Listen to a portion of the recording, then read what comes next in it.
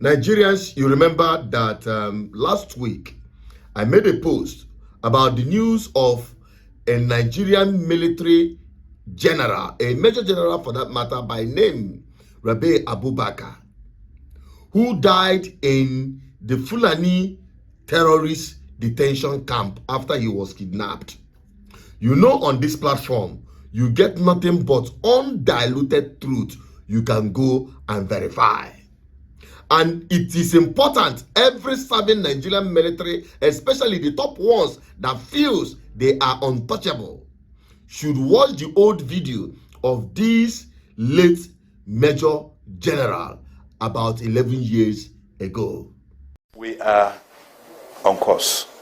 Recently, we have rescued a lot of civilians from the terrorists, and I believe you must have read it on paper. Even last week alone, we rescued how many? About 300 plus children and women. And as long as we rescue this kind of thing, I mean, this kind of group of people, I will want to believe that rescuing Chibok girls is on side. Only that, you know, we have to be extremely cautious. We have to be extremely careful, and we are planning towards making a rescue that will be not just to rescue them, but rescue them with their unharmed and with their lives. The military says it's winning the war against terror, yet there's a video gone viral on the internet showing members of Boko Haram celebrating the Salah. What do you say to that? The issue of that shouldn't bother Nigerians. We are done fighting. We know how far we have gone, and we know how far we are planning, and we will not be distracted from that. Those who are claiming to be celebrating Salah or whatever is for their own headache. As far as the Nigerian military is concerned, we are succeeding. We are succeeding, you know, in isolating them, and we succeeded. We are succeeding in ensuring that their hideouts, you know, have been completely trashed. And I am speaking with you. We'll continue doing that coordination of process between the Air Force and Army to ensure that the so-called caught and uncaught terrorists will no longer going to have prison space. A former chief of defense staff did say that the military was not equipped enough to fight Boko Haram. Is the military now equipped to fight Boko Haram? The average one you are having that we can be able to sustain is we are comfortable with it, and we are working with what we have, and what we have can sustain us, can make us to confront not only the so-called tagrags called Boko Haram, but any other post for that matter. And I'm assuring Nigerians that we are not leaving any stone unturned regarding this issue of terrorist activities. Good. You've seen that, right? It's unfortunate at that time he was following the standard procedure. It's expected of him to lie to Nigerian people that they are winning the war against terrorists, while deceiving himself at the same time, knowing fully well that the Nigerian military is bleeding even as we speak. Because is it not recent that I made a post about Nigerian top ranking official begging Nigerian civilians to help them fight terrorists? We should please assist the soldiers to fight, whereby people sit in the comfort of their rooms and be criticizing the soldiers. It's unfair. It shows a sign of people or an army that have been defeated. I'm not here to demoralize the soldiers or the military, but to inform them the dangers of allowing themselves to be used by corrupt politicians to cover up the impunity that is stalling, that is preventing the fight against terrorists, that is sabotaging against the efforts of the Nigerian soldiers who are giving their lives on daily basis. Today, we are seeing lots of them dying in the war front, being kidnapped and executed publicly.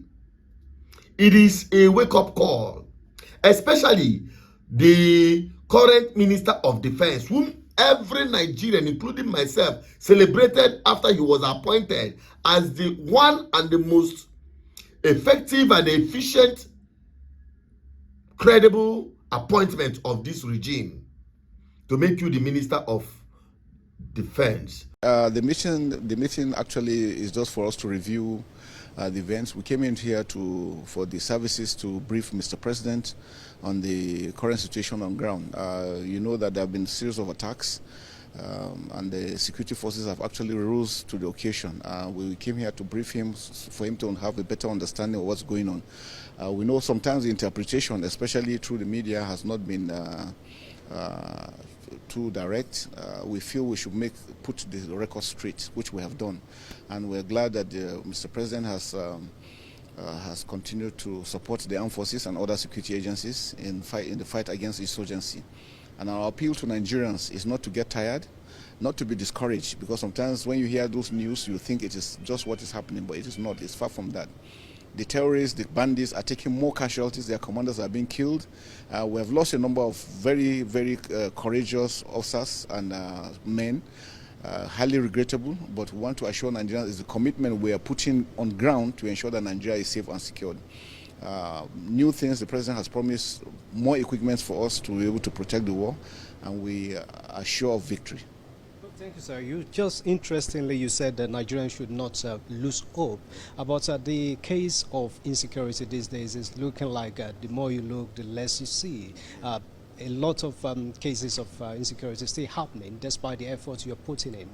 Where do you think the gap lies? Well, like I said, it's war, and you know war comes in and out, and because again it's normal with it's usual with the terrorists during the Ramadan period. For them, they feel when they die they are going to heaven, so they are ready to commit any offense or to get killed because they feel they have reward to do.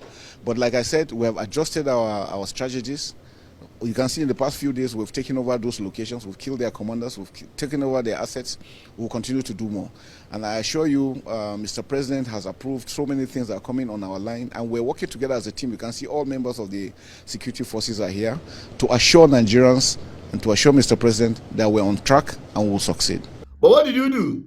You left your duty. Nigerians are expecting you to bring in your expertise, to bring in your courage, your sincerity, which made Nigerian people to believe in you to put an end to this security. It's just like everything escalated. Why? Because you left what you're supposed to do and you start politicking. All Nigerians should continue to partner together with the president, give him the second term, and I can assure you that Nigeria will be far, far better than how it is now. A lot of things that were left out is what he's taking. He's taking very bold action, and when you take bold action, there will be difficulty at the beginning, but at the end of it, it's just like a woman that is pregnant. When she's in labor, sometimes you might swear that will be the last time she wants to give birth, but immediately she delivers, she'll be joyful. So it's important for us to understand that what we are going through is making us stronger, and we're going to come out better. So as we speak, I know we still have some of our brothers and sisters that have been kidnapped, abducted. Wherever they are, they will know that we're always with them. And we will do whatever it takes to ensure that we free them. And we can only do that if we work together in unity. You thought it is about bringing Tinubu back again for second tenure is most important to you. Let me tell you, it will get to everybody. And this case of this very late Major General is a wake-up call. I hope you're watching. Those of you who think that you're untouchable, you go reach everybody. Yes, you go reach everybody. Because if you told him 11 years ago that he will end up in the detention camp of the same people he claimed, he told Nigerians, because your standard procedure, your rule, made you to be in the position that you are expected to lie when you know that Nigerian military service is being decimated. It is high time the military stop playing politics with corrupt politicians.